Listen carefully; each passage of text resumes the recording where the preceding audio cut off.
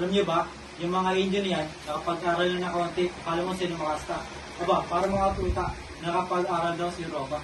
Ngunit si Don Crisostomo Ibawa ay hinahangaan ng mga opisyalis ng gobyerno para sa pagiging pilantro.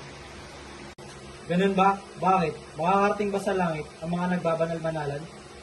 Natuluan lang ng ilang patak ng purong dugong Espanyol ang mga nabibiyaan ng ilang real. Aba, akala mo sino nang nahamakin ang lahat at pinagmamalaking meron daw siyang dalang pagbabago. Katulad ng ama niya, yung ama niyang namatay sa ulungan. Nag-iisang namatay sa ulungan at ang bangkay ay pinatawag pa sa ilog. Sigurado ako na nasa ilalim ng lupa yan, isang yan.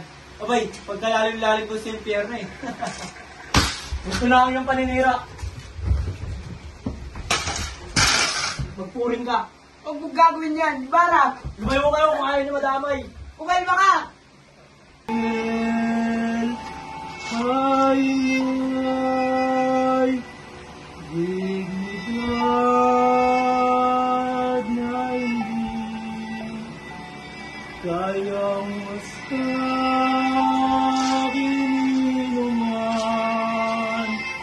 matagal na akong nagtitimpi sa'yo.